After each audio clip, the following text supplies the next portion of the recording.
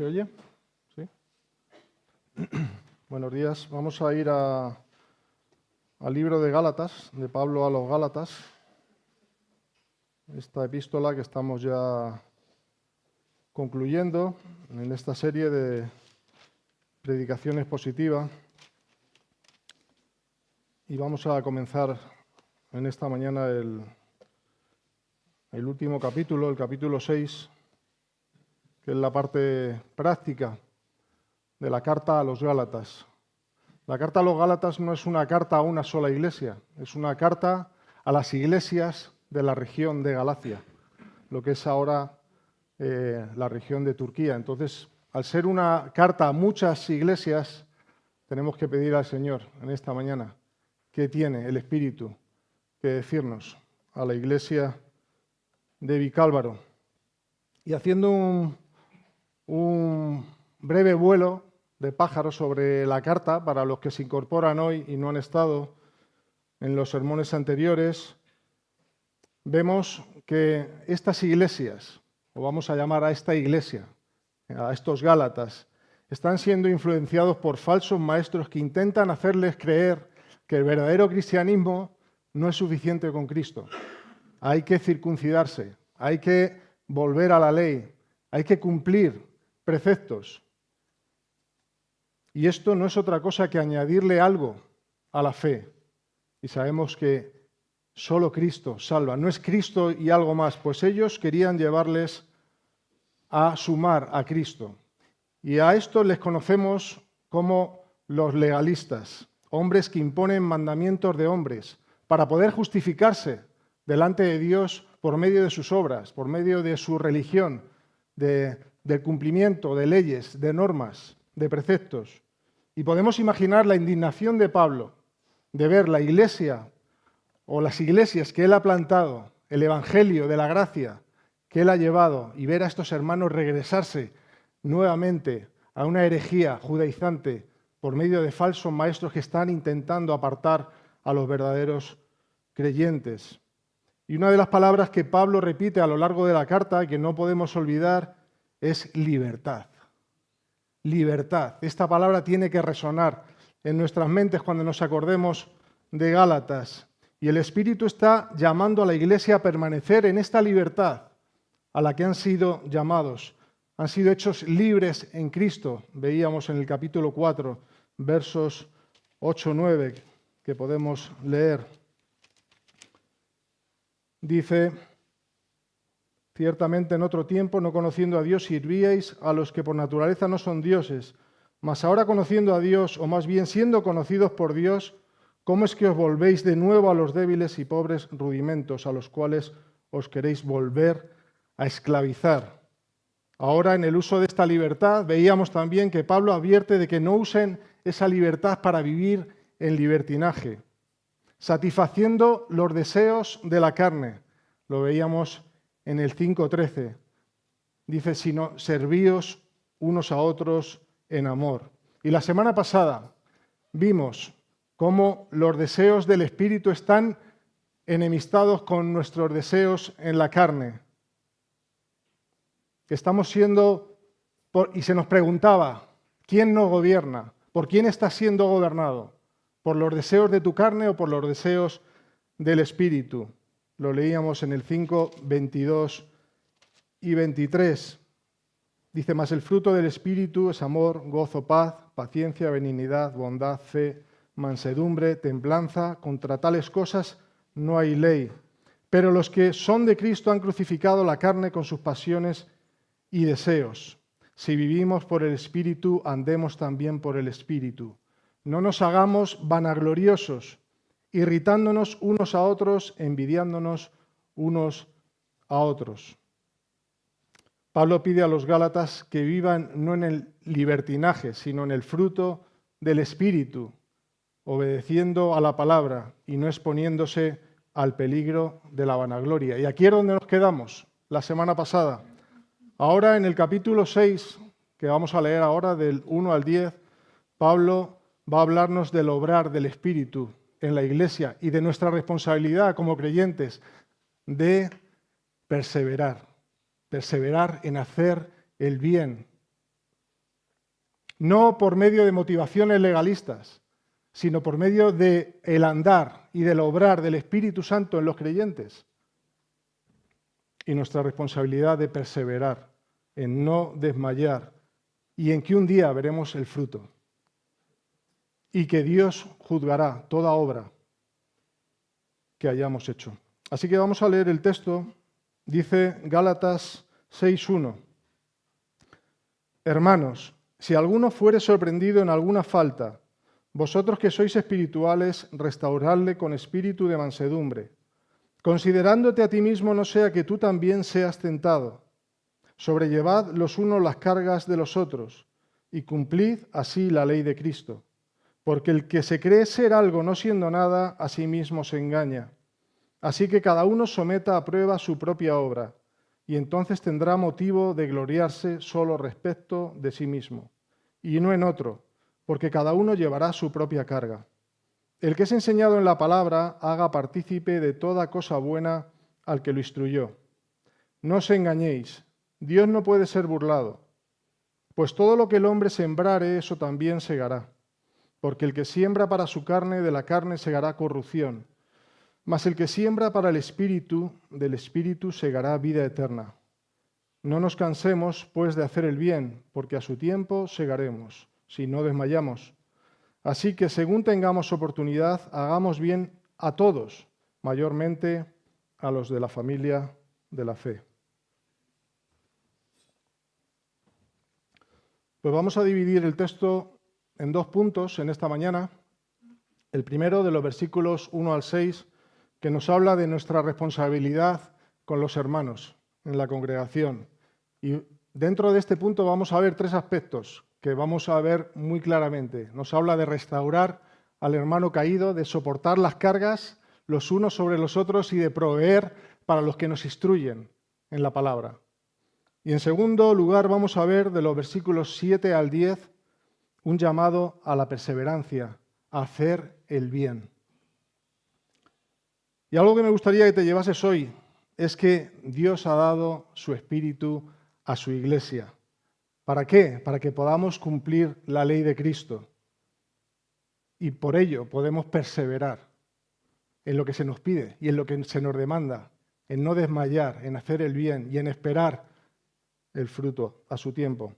El texto comienza diciendo, hermanos, vosotros que sois espirituales. He saltado ahí una parte. Pero dice, vosotros que sois espirituales.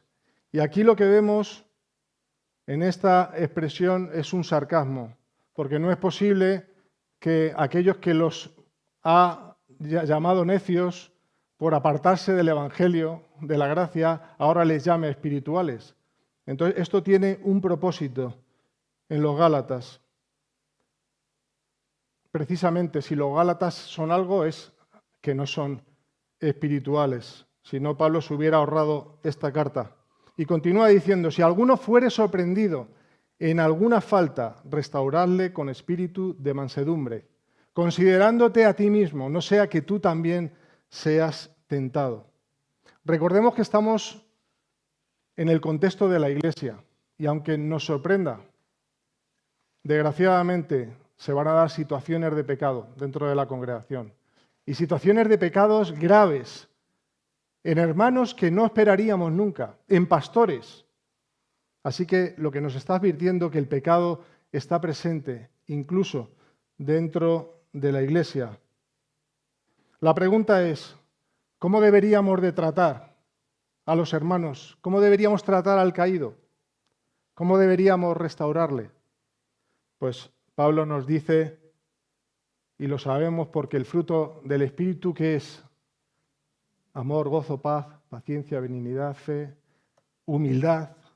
Tenemos que tratar al caído con humildad, no con ira, no con rencor, no con reproches, no aplicándole la ley de Moisés y apedrearle, que es lo que muchas veces sale de nosotros. Me ha defraudado este hermano y merece que lo echemos. No, nos está diciendo que lo restauremos con humildad, examinándonos a nosotros mismos, no sea que nosotros caigamos también. Y aquí se da un peligro para la Iglesia, que es la vanagloria. Y ahora veremos algo más de esto. Es cuando te consideras superior al que ha pecado y olvidas lo que tú eras antes de venir a Cristo, o lo que somos, porque no somos más unos que otros, no somos mejores unos que otros, somos iguales, pero se nos pide que cuidemos al caído y que lo levantemos con humildad. Cuando te acercas a un pavo real, ¿qué hace el pavo real? Saca sus plumas y te exhibe su gama de colores y plumajes. Pues esto es lo que hacemos nosotros, hermanos. Cuando el hermano cae, nos acercamos al hermano para mostrarle nuestras buenas obras y mostrarle su pecado y recriminarle su pecado. Y esta es la actitud que no se tiene que dar dentro de la Iglesia. Tenemos que restaurarle no con legalismo, sino con misericordia. ¿Qué hacemos con un soldado cuando entra en la enfermería? Lo rematamos porque está herido. No, lo curamos, lo cuidamos, lo alimentamos, lo protegemos. Eso es lo que se nos pide que hagamos con el hermano caído. El legalista, en este caso, el judaizante, se siente superior y se planta delante de Dios y se cree acepto por Dios por lo que hace, por lo que Él cumple en la ley. Y reconozcámoslo. Todos los que hemos creído por la fe en Cristo somos fariseos en desintoxicación. Y lo seremos hasta que Cristo venga y seamos transformados en gloria. Y todos estamos en este proceso y todos tenemos que cuidarnos y examinarnos a nosotros mismos. Por el contrario, cuando alguien tiene el fruto del Espíritu y ve al hermano caer, ¿qué le ocurre? Que se contrista, que se duele al ver el pecado del hermano. No va a rematarlo. Tenemos pautas en Mateo 18 de cómo tenemos que tratar todos estos temas de pecado cuando vemos pecado en un hermano. Tenemos allí unos pasos a seguir. Ahora no podemos entrar, pero podemos meditarlo si alguien tiene interés luego. Tenemos que atraer al hermano a la santidad. ¿Y cómo lo vamos a hacer? Buscando su bien y mostrándole nuestro amor. No nos podemos acercar desde la superioridad, desde el legalismo, sino con humildad y con mansedumbre. En segundo lugar, lo que se nos plantea en este texto es que debemos de llevar las cargas los unos sobre los otros, o los unos de los otros. ¿Por qué? Porque dice, y así cumplir la ley de Cristo. ¿Y quiénes son los cargados a nuestro alrededor? ¿Quiénes son los cargados hoy? Pues son aquellos que tienen necesidades, que tienen dificultades, que tienen luchas, que tienen situaciones en las que a ti no te gustaría atravesar solo, pudiendo ser acompañado y ayudado por los hermanos, ¿verdad? Esto significa que si sabemos que un hermano está sufriendo o pasando por una situación de dificultad, yo puedo aliviar su carga, yo puedo meter el hombro. Es lo que se espera de nosotros, que actuemos con responsabilidad. Quizá simplemente sea para llorar. ¿Sabéis cómo actúa el legalismo en el caso de las cargas de los hermanos? Pues sabemos por la parábola del buen samaritano, en Lucas 10, donde el sacerdote y el levita pasaron de largo, dejando a aquel hombre tirado en el suelo por los ladrones. El legalista no tiene tiempo ni amor, ya que se cree superior. Mira conmigo el versículo 3. Dice, sobrellevad los unos las cargas de los otros y cumplid así la ley de Cristo. Porque el que se cree ser algo, no siendo nada, dice el 3, a sí mismo se engaña. Cuando tenemos un concepto elevado, o sobrelevado, diría yo, de nosotros mismos, ¿sabéis lo que ocurre? Que nos exponemos a la vanagloria. Algo que es absurdo, que no tiene valor ni precio, ninguno. Y un peligro para nosotros, porque nos exponemos nosotros a una situación de altivez y de tentación. Nada hagáis por vanagloria, antes bien con humildad, estimando cada uno a los demás como superiores a él mismo. Leemos en Filipenses 2:3. en relación al ejemplo de Cristo, que siendo Dios se vació de su gloria y se hizo siervo entre nosotros. ¿Quiénes somos nosotros para creernos más o creernos superiores al hermano?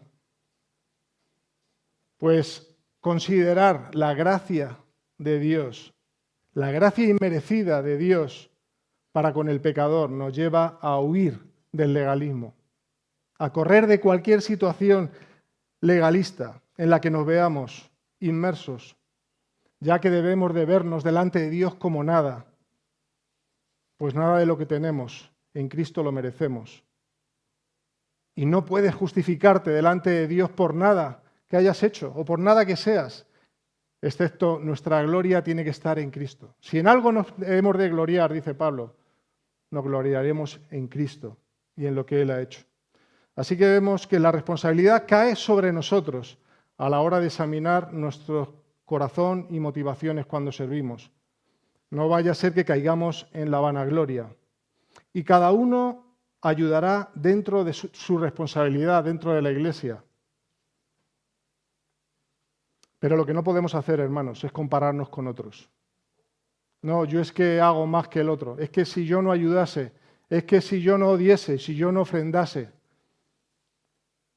Cada uno ayudará en base al peso que Cristo ponga en cada uno de nosotros y en la responsabilidad que la Iglesia pone en sus siervos, en sus pastores, en sus diáconos, en sus responsables. Ellos tienen que estar atentos también a la necesidad, ¿no?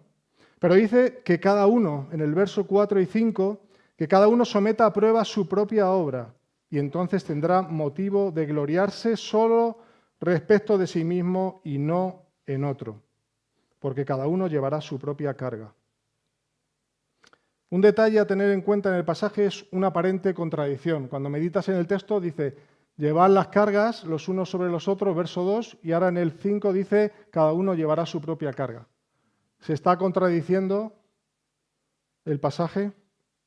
No, lo que ocurre es que nuestra palabra carga en el castellano tiene el mismo significado, pero en el griego no. Y la palabra carga en el verso 2 significa necesidad, debilidad o situación compleja, mientras que en el verso 5 hace referencia a la responsabilidad y carga que no se puede transferir sobre el otro. Es una carga que llevamos nosotros, una carga por la que daremos cuentas a Dios. Vamos a leer varios textos que traen luz a esto en el Antiguo Testamento. El primero es Jeremías 17:10. Jeremías 17:10 nos dice, yo el Señor escudriño el corazón, según el fruto, yo el Señor escudriño el corazón, pruebo los pensamientos para dar a cada uno según sus caminos, según el fruto de sus obras. Y Ezequiel 18:20 dice, el alma que peque, esa morirá. El hijo no cargará con la iniquidad del padre, ni el padre cargará con la iniquidad del hijo. La justicia del justo será sobre él, y la maldad del impío será sobre él. Así que lo que vemos es que las cargas las podemos llevar juntas, las podemos compartir, las cargas de los hermanos, pero hay una carga personal, una responsabilidad mía que yo debo llevar y debo rendir cuentas en el juicio, que será individual. Así que hemos de vivir responsablemente en ayudar a los hermanos conforme cada uno podamos, no se nos pide más, cada uno en la medida que pueda, ni más ni menos, sin caer en compararnos con otros, lo que hacen otros. Ahora en el verso 6 nos pide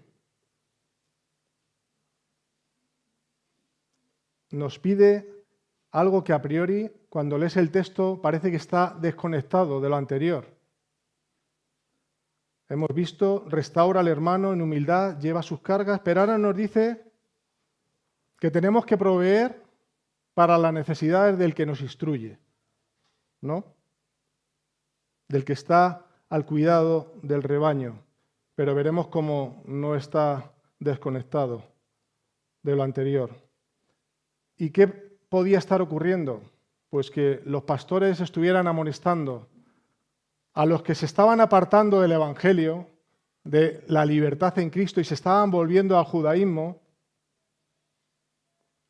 a la esclavitud, a la ley, y los pastores les estuvieran confrontando, diciéndole, ¿pero qué estáis haciendo? Lo mismo que Pablo les está diciendo en la carta. Y todos sabemos que la confrontación pastoral molesta. Cuando el pastor viene y te dice, ¿cómo está tu vida espiritual? ¿Por qué no vienes a los cultos? ¿Por qué no asistes a las reuniones de jóvenes? ¿O cómo está tu matrimonio? Viene y mete el dedo en la llaga y nos molesta. Cuando somos reprendidos en amor y en obediencia a lo que Dios le pide a los pastores. Es muy seguro que la falta de amor se estuviese dando en los Gálatas hacia sus pastores, hacia aquellos que los estaban instruyendo, al punto de abandonarlos a su suerte, de no proveer para sus necesidades económicas. Y puede que pienses, ¿qué pasa? ¿Que ellos no podían trabajar como trabajan muchos pastores hoy? La realidad es que los que dirigían el templo y trabajaban en el templo comían del templo. Y aunque Pablo y otros hoy sabemos que por causa de no ser tropiezo al Evangelio, prefieren trabajar y servir a la vez y proveer el alimento a los hermanos, deben ser sostenidos, siempre que la Iglesia pueda hacerlo. Siempre que tengamos la capacidad como Iglesia de suplir las necesidades del pastor, debemos de proveer en lo material para sus necesidades económicas. Esto es un amor práctico también, esto es cumplir la ley. ¿Sabéis cuánto invierte de media un pastor en preparar un sermón? Hace años le pregunté a mi pastor y me dijo que él ocupaba una media de 36 horas a la semana en preparar un sermón. Esto viene a ser casi una jornada semanal en España, 40 horas. A esto súmale discipulado, consejería, visitas a los nacimientos, asistir a los funerales, atender la iglesia. ¿Cuántas horas trabaja un pastor?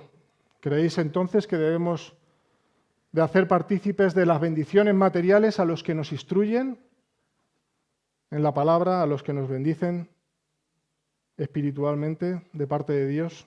El obrero es digno de su salario.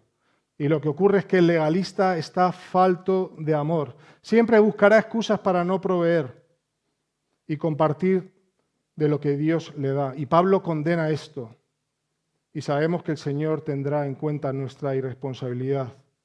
Al no dar el doble honor a los que nos gobiernan bien y trabajan entre nosotros en la enseñanza y la predicación. Estas son palabras de Pablo a Timoteo.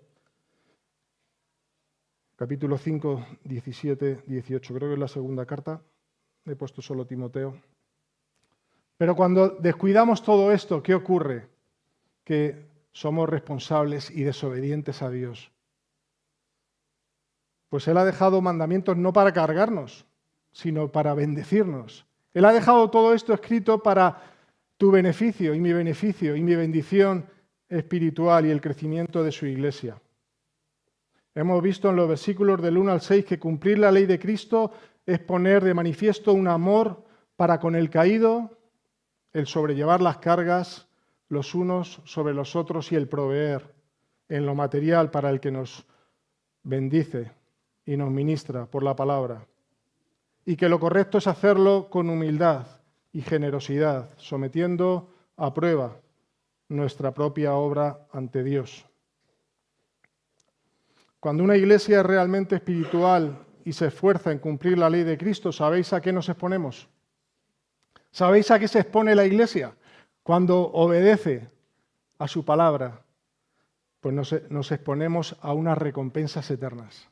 Nos exponemos a una bendición espiritual que no alcanzamos a comprender.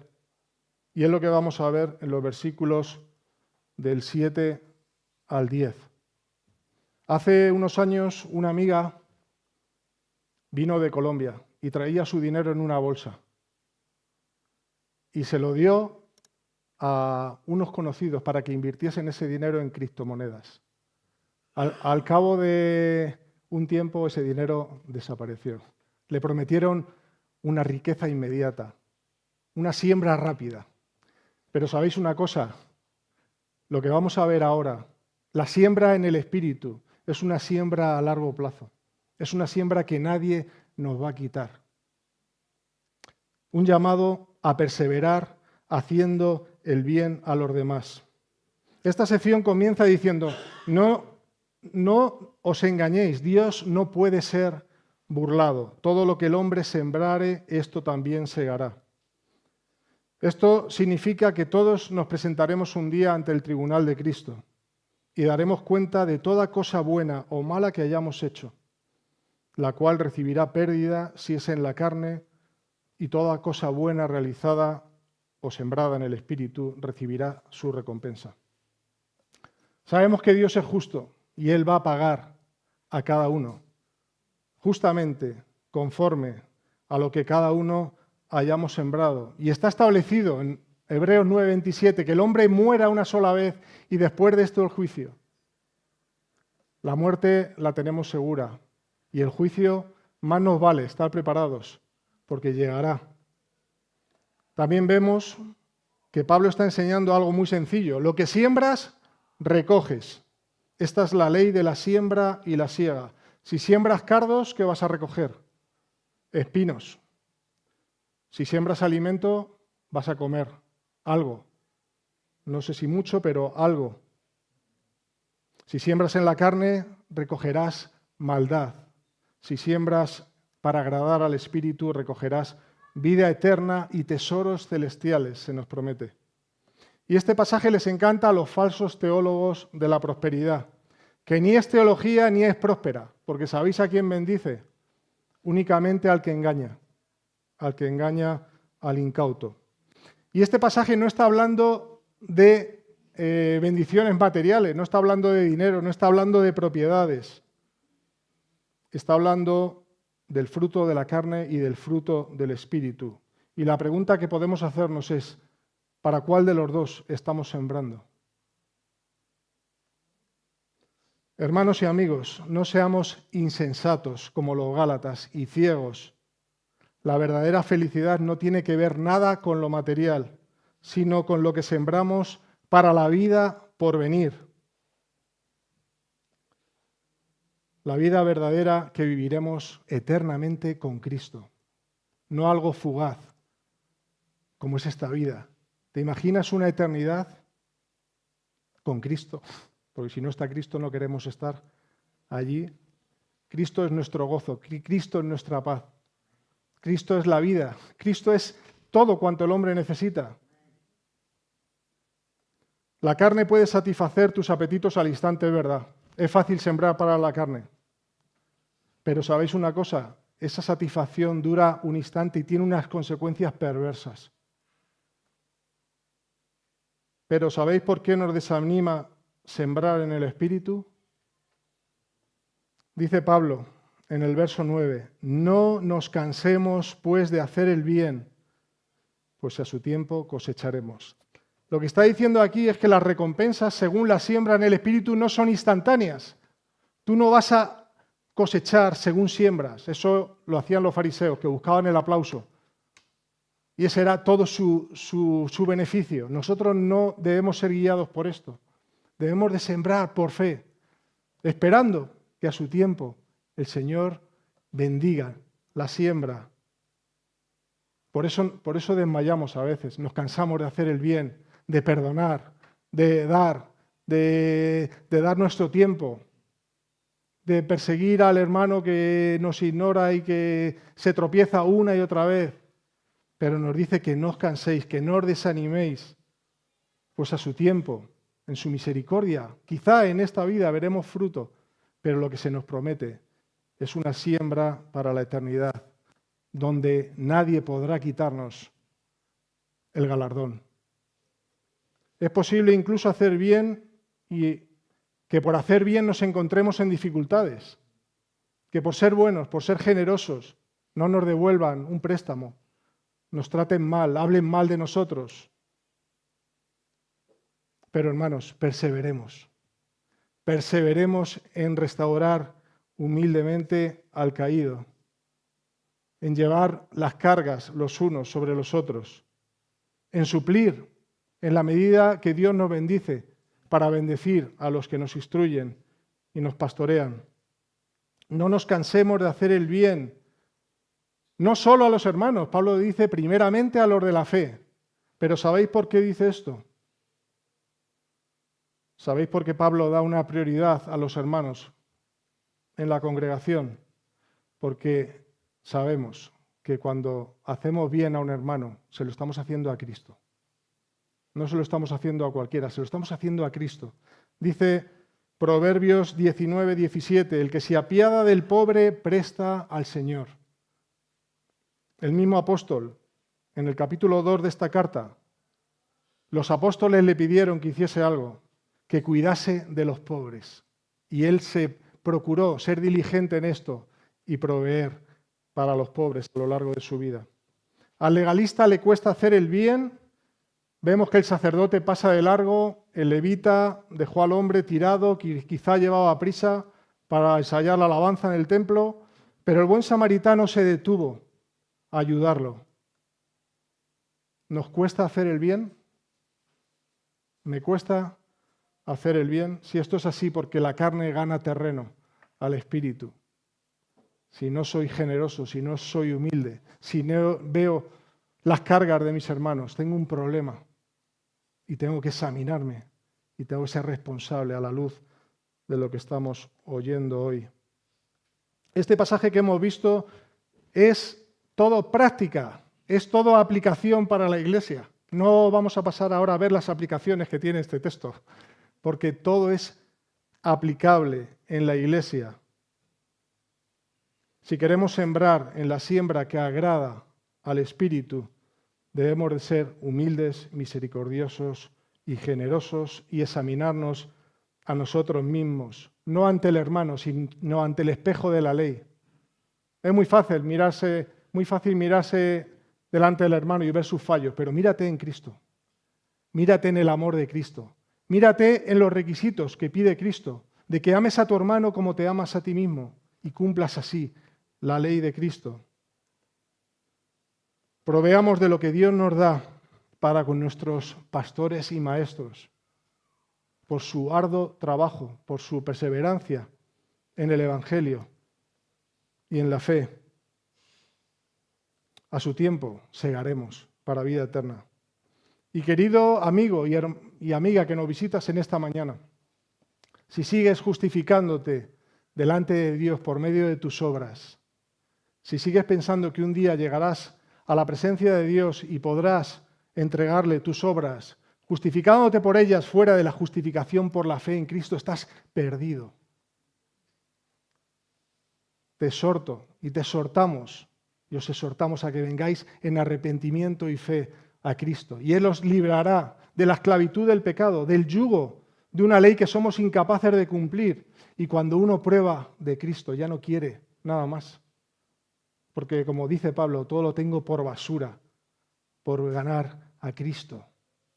Solamente en Cristo hallarás perdón de pecados y salvación.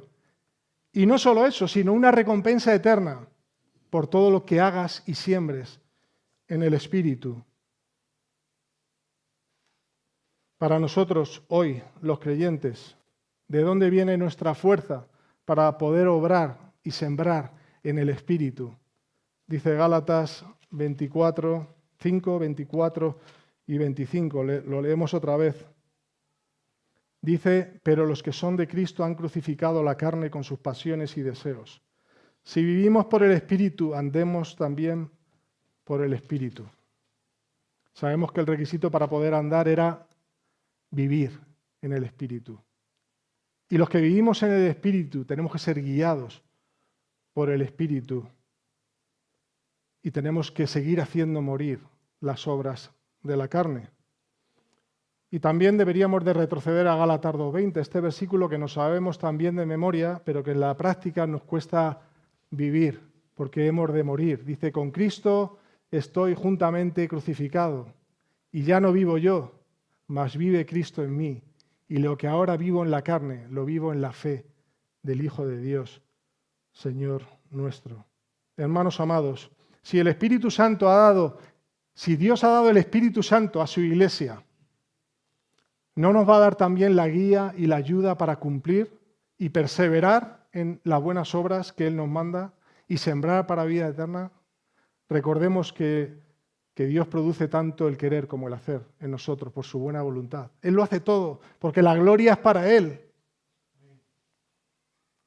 Perseveremos, pues, como iglesia, haciendo el bien sin cansarnos, porque a su tiempo segaremos, sabiendo que Dios juzgará cada acción y fruto en Cristo. A Él sea la gloria. Amén. Vamos a orar.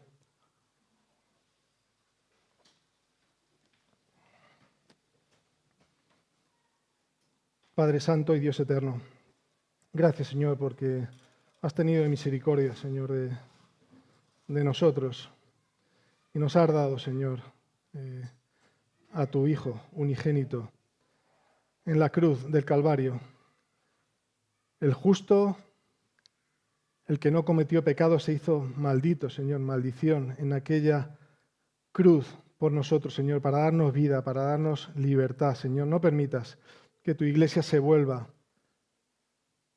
convierta en una iglesia legalista, en una iglesia de normas y de tradiciones, Señor, sino una iglesia que es guiada por el Espíritu, por el cual hemos recibido la fe, por el cual hemos sido convencidos de pecado, de justicia y de juicio, Señor. Y sabemos, Señor, que tu obra no ha acabado, que el que comenzó la buena obra en nosotros la perfeccionará hasta el día final, Señor. Pedimos que tú toques nuestros corazones, los que están endurecidos, Señor, como piedras, y los que son de carne, Señor, pero que hemos caído o nos hemos apartado de la gracia, del Evangelio que exalta a Cristo, Señor, al que no hay que añadirle nada más, Señor, porque su obra es perfecta y para siempre, Señor. Te damos las gracias por tu obra a través de Él y por bendecir a tu iglesia, Señor. Gracias por nuestros pastores, Señor. Gracias por los que nos alimentan, Señor, y nos cuidan. Gracias por tu Espíritu, Señor, que nos guía a vivir en santidad, porque es lo que tú demandas, Señor, de tu pueblo. Un Dios santo, santo, santo, Señor, y un pueblo santo que se prepara para aquel día, Señor, en el que recibiremos a Cristo y donde no olvidamos, Señor, que nuestras obras serán juzgadas, Señor, para pérdida o para bendición. Pues sea a ti toda la gloria y la alabanza, Señor, en este día. Lo pedimos en el precioso nombre de Cristo Jesús. Amén. Amén.